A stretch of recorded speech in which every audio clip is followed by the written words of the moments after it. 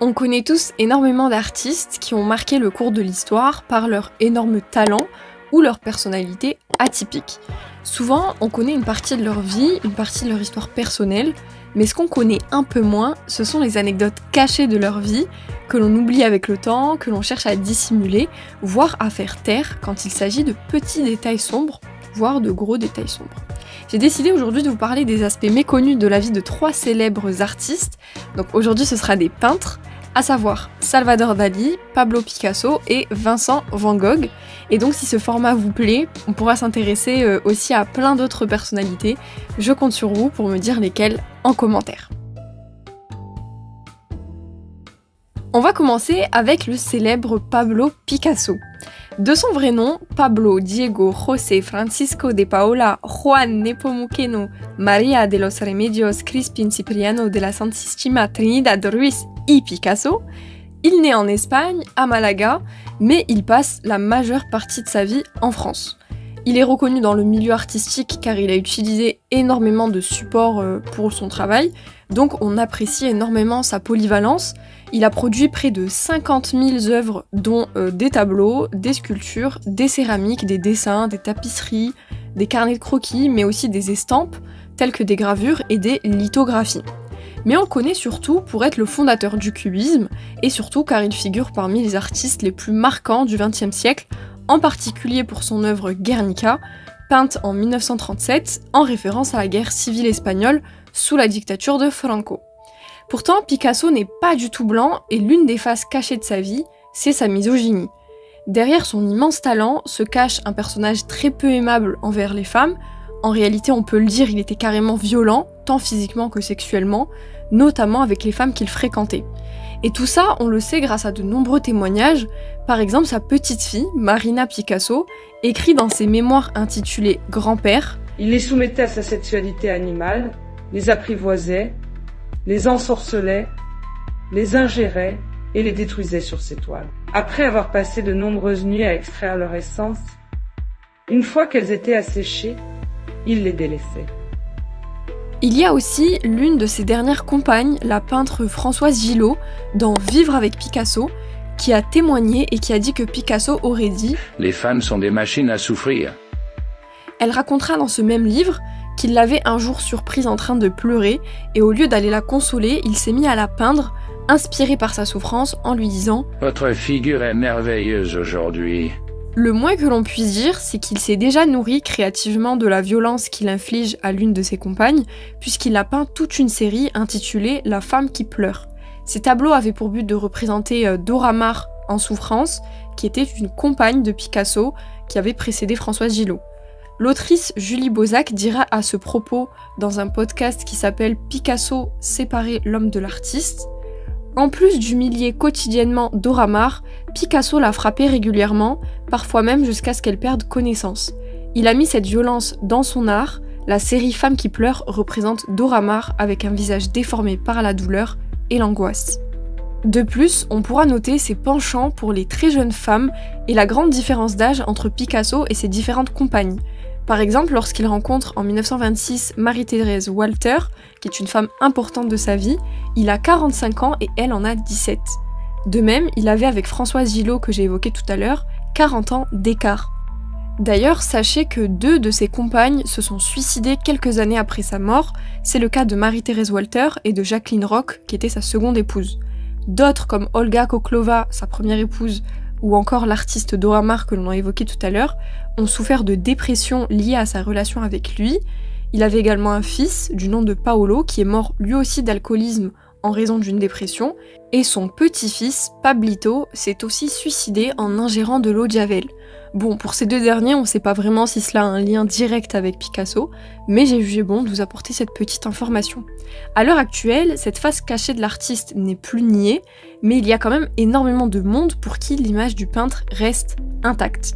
Alors si demain vous visitez l'un des nombreux musées Picasso présents dans le monde entier, rappelez-vous d'une chose, la vérité de l'homme, c'est d'abord ce qu'il cache. On passe maintenant au deuxième peintre, donc Vincent Van Gogh. Vous êtes nombreux à le connaître pour son oreille coupée, pour ses tournesols, pour sa nuit étoilée, mais je suis sûre que vous ignorez ce qui va suivre. Bon, je vous le présente rapidement. Il est donc néerlandais. Il est inspiré beaucoup par le courant pointilliste pour réaliser nombreuses de ses œuvres que l'on reconnaîtrait de loin. Et tout comme Picasso, il a passé beaucoup de son temps en France. Il avait également un frère du nom de Théo, dont il était très proche. Et ce qu'on sait, c'est qu'ils s'échangeaient énormément de correspondances, et c'est notamment grâce à ça qu'on a pu en savoir davantage sur son personnage. Ce qui est marrant avec Van Gogh, c'est que le plus gros de son succès, eh bien, il a obtenu après sa mort. C'est-à-dire que de son vivant, il n'y avait vraiment qu'une petite poignée d'artistes qui appréciaient son travail, mais il n'était pas si reconnu que ça pour son talent au sein de la masse populaire, disons. Il avait peu d'estime de lui-même et il doutait beaucoup. Il est mort en 1890, mais c'est dans les années 1930 qu'on commence vraiment à reconnaître son talent. En plus de ça, il s'est toujours senti très seul, il se sentait incompris par tous, et c'est un peu triste car Van Gogh était instable mentalement. Il fait tout au long de sa vie, il a fait énormément de crises, et donc moi aujourd'hui, il y a 3 choses que j'aimerais vous dire à propos de Van Gogh. La première, c'est à propos de son oreille coupée. Alors j'ai déjà entendu comme quoi Van Gogh se serait coupé l'oreille à cause d'un chagrin d'amour, et c'est pas tout à fait vrai. Faut savoir déjà que Van Gogh adorait le jaune, et donc à cette période de sa vie, il a vécu dans une maison jaune qu'il a énormément représentée au travers de ses peintures. Il rêvait même d'en faire une sorte d'espace de coworking avec plein d'artistes qui unissent tous leur expertise. Mais bon, comme je vous l'ai dit, Van Gogh, il n'était pas très apprécié, pas aussi apprécié que maintenant en tout cas. Néanmoins, il a quand même réussi à faire venir un peintre dans cette maison jaune, qui était Paul Gauguin, avec qui il avait déjà plusieurs fois échangé. Et d'après mes lectures, c'est d'ailleurs le seul peintre qui a accepté de vivre dans cette maison jaune. Donc ils ont travaillé ensemble et ils ont même peint une série de tableaux consacrés aux Alicants à Arles. Mais malheureusement, les deux s'entendent plus trop bien, l'ambiance est toujours tendue, donc leur démarche créative est sous pression et bref, au bout d'un moment ça pète. Donc Gauguin a fini par l'abandonner car ils avaient vraiment des idées différentes, trop différentes de l'art.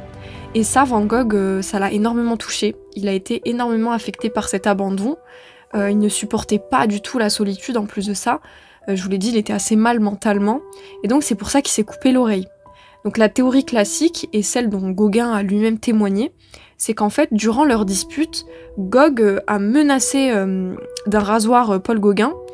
Donc Gauguin s'est enfui, et donc il a laissé Vincent Van Gogh tout seul. Et dans un accès de délire, Van Gogh s'est retourné le rasoir contre lui-même et s'est coupé l'oreille. Donc voilà par rapport à cette petite histoire pour l'anecdote.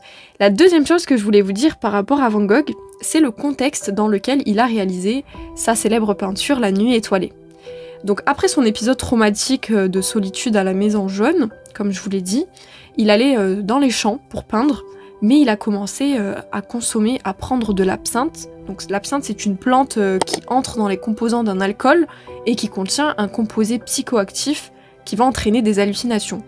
Donc tout ça, ça a beaucoup captivé les sens de Van Gogh, ça a façonné même son imaginaire, mais dans la même lancée, il a aussi développé de l'épilepsie en raison du plomb qui était présent dans la peinture et qu'il inhalait à longueur de journée, puisqu'il passait son temps à peindre. Donc pour l'époque, il était vraiment vu comme le fou du bus, comme le fou originel. Il y a carrément eu une pétition qui a été signée par 30 personnes pour demander l'internement de Vincent Van Gogh, voire son expulsion de la ville de Arles, puisqu'on lui reprochait vraiment d'être un trouble à l'ordre public. Et il y a même eu un rapport de police qui témoignait de sa potentielle dangerosité. Donc il a été admis à l'hôpital pour malades mentaux de Saint-Paul-de-Moselle entre 1889 et 1890, et c'est apparemment là qu'il aurait peint donc son œuvre la plus célèbre, La Nuit étoilée, avec sa vision particulière de la lune, qui était donc la représentation la plus fidèle des vues qu'il avait depuis cet hôpital-là. Donc il donne à beaucoup de ses peintures à cette période des mouvements représentant un peu sa pathologie, donc beaucoup de mouvements circulaires, beaucoup de remous, des spirales, qui étaient donc à l'image de ses hallucinations. Et la dernière chose que je souhaitais vous dire à propos de Van Gogh, c'est concernant sa mort. Donc le 27 juillet 1890, après avoir peint sa dernière toile nommée Racines d'arbre, il a été retrouvé à l'âge de 37 ans avec une balle dans la poitrine, dans les bras de son frère Théo. Donc on a longtemps cru que Van Gogh s'était suicidé, étant donné que lui-même était pleinement conscient de son état suicidaire, et surtout compte tenu du fait qu'il avait connu beaucoup de phases de dépression profonde. Mais récemment, en 2011, il y a une hypothèse alternative par rapport à sa mort qui a émergé, et certains affirment qu'il a été abattu. Donc certains avancent la théorie de l'assassinat. Il y a carrément eu des ouvrages sur cette théorie, comme celui de Marianne Jeglet, qui est intitulé Vincent qu'on assassine, mais aussi par des auteurs américains du nom de Stephen Neifi ou Gregory White Smith. Donc Vincent Van Gogh aurait donc été victime par accident d'une balle tirée par un certain René Secrétan, qui était un homme de 16 ans, amateur d'armes à feu et admirateur de Buffalo Bill. Et donc le coup de feu fatal serait parti pendant une possible lutte entre René, qui avait 16 ans donc, et Vincent Van Gogh, qui était en train de peindre. Et donc, avant de succomber 2 jours plus tard, le peintre aurait alors décidé d'endosser lui-même toute la responsabilité de cet acte, en déclarant s'être visé lui-même, donc s'être suicidé, enfin avoir fait une tentative de suicide du moins, dans le but de protéger ce garçon, et aussi par amour pour son frère Théo, pour lequel il pensait être devenu un fardeau beaucoup trop pesant. Donc sa mort restera toujours un mystère. On passe maintenant à la dernière personne, qui est Salvador Dali. Donc on le connaît tous, au moins de nom, au moins par rapport à son look atypique, qui a donné lieu notamment à de nombreuses références dans la culture populaire, comme le célèbre masque de la Casa de Papel. C'est un peintre espagnol, et plus précisément catalan, qui est considéré comme l'un des principaux représentants du surréalisme. Tout comme Picasso, il dispose lui aussi d'un répertoire artistique très varié, regroupant peinture, cinéma, sculpture, design et même photographie. Et il a carrément aussi écrit de la fiction, de la poésie, de l'autobiographie, des essais et des critiques. Les principaux tableaux qui font sa renommée sont La persistance de la mémoire, La gare de Perpignan ou encore Le torero hallucinogène. Aujourd'hui, j'aimerais vous parler d'une face méconnue de cet artiste qui concerne notamment ses idées politiques. En octobre 2023, quelques mois avant le début des célébrations du centenaire de la naissance de Salvador Dali, puisqu'il est né en 1904 et il est mort en 1989 en Espagne, le politologue Vincent Navarro publiait dans El País une tribune qui dénonçait l'image d'artiste apolitique qu'on lui avait attribuée. Pour faire simple, en gros, Salvador Dali était un fascisant, il était un fascisant du régime dictatorial de Franco. Il avait donc en effet défendu la sévère répression franquiste, qu'il jugeait d'ailleurs nécessaire pour, je cite, « nettoyer le pays des forces destructrices de ce que l'Espagne a de meilleur ». Salvador Dali va être en effet très actif pour témoigner de son allégeance au dictateur Franco et à son régime, et il dira par exemple en 1975 à l'AFP que Franco est le plus grand héros vivant de l'Espagne, et qu'il est, je cite, un homme merveilleux. Dans la même lancée, alors que tout le monde proteste contre l'exécution de 5 prisonniers politiques espagnols, Dali va déclarer froidement « En vérité, il faudrait 3 fois plus d'exécutions que celles qui ont eu lieu. » Il ira même plus loin en disant « J'ai une grande admiration pour Franco qui a ressuscité l'Espagne. Dans ma vie, l'une de mes grandes qualités est d'avoir eu un généralissime, Franco. » Il a même peint des portraits de lui et un portrait de sa petite-fille en 1974. Pour son engagement, il sera même officiellement adoubé en 1964 par le régime en recevant la Grande Croix d'Isabelle la Catholique, c'est-à-dire la plus grande distinction nationale en signe de reconnaissance publique et officielle de l'attitude patriotique du grand artiste. Et si Dali semblait être un allié de Franco, il avait l'air aussi d'apprécier Hitler, qu'il avait déjà peint.